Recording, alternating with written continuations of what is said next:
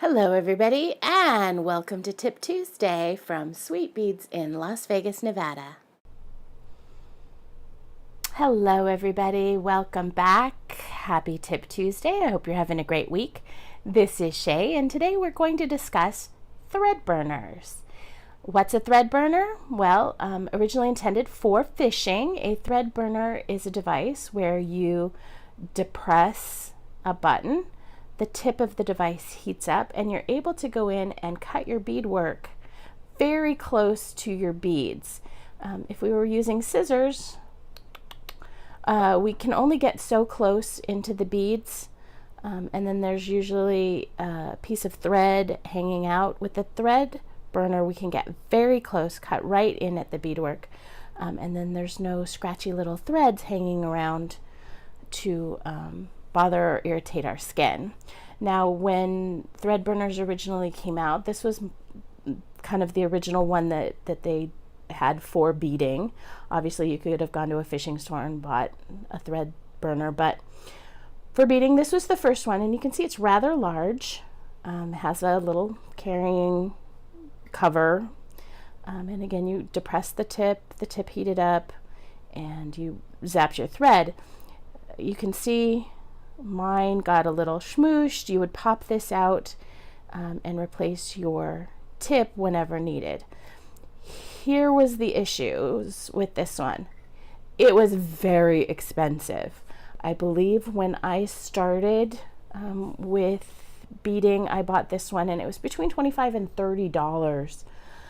So it was rather expensive, and if you needed to replace the tips ran $20 a piece. So it was almost a debate whether you replaced the tips or you bought a new one because they were just so expensive.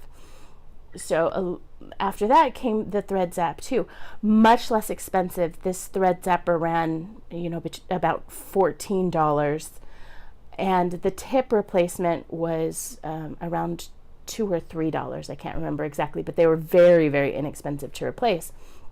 It had some issues though. You can see I no longer have the little covering case for it. It cracked a lot. It was a very hard plastic, and they cracked a lot. In fact, sometimes at the store I would receive the packages with them already cracked, which meant that it didn't fit tightly anymore and it would just slip off and fall off, and that was no good. Also, when you, this is the contact here that helps heat that up, charges the battery and makes it go. A lot of times people would have trouble with this. I had a lot of customer complaints that after they changed the battery, the contacts were no longer good. And so that was trouble. It had a fairly short battery life too, but very inexpensive to replace. So the fact that I lost the case didn't bother me so much when I would just pop very easy to replace the tips. Like I said, the most difficult part was probably replacing the battery in this one and the fact that we lost the top. Now we're up to the Thread Zap Ultra. And as you can see, it doesn't have a cover, but that's okay because the tip is hidden down in there. You can't even see it. It does have this little safety guard that you would just pop off, and then you have to fully depress the button, A, in order for the tip to be visible, and B, in order for it to heat up. So it's a pretty nice safety feature, and because that tip is hidden, I don't have a tendency to kind of smush them, warp them. They get on my beading mat and they get buried under stuff, and it can be a bit of a problem. So because this one is so nicely hidden in there, that's not an issue. It's very easy to change the batteries. You just pop the battery compartment lid off, change those batteries so you don't have the contact issues. It is inexpensive. We sell this, I believe it's $10.99 in our Etsy store, so inexpensive to purchase. It does come with a set of replacement tips right there inside the Thread Zap Ultra. So you have one set of replacement tips. You shouldn't have to replace them too often, but if you have to, they're right there in there. Now, I did have a little more trouble replacing the tip on this model than I did on the old models, because you can see on the old models it's fairly big and just pops right off. So I did have a little more trouble replacing the tips, but because I don't have to replace them nearly as often, it's sort of a wash on that sort of thing.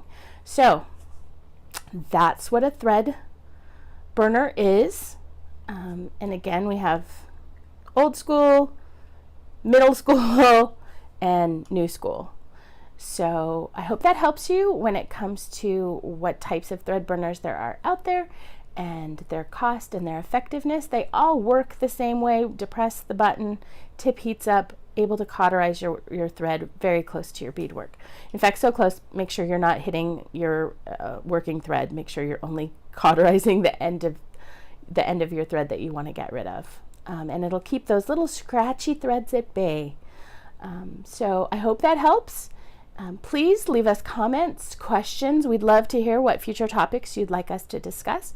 You can leave those here or on our Facebook page. You can email them to us on our website.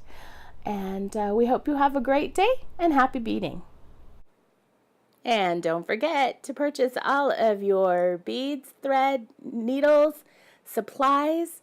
Check us out at sweetbeadslv.etsy.com.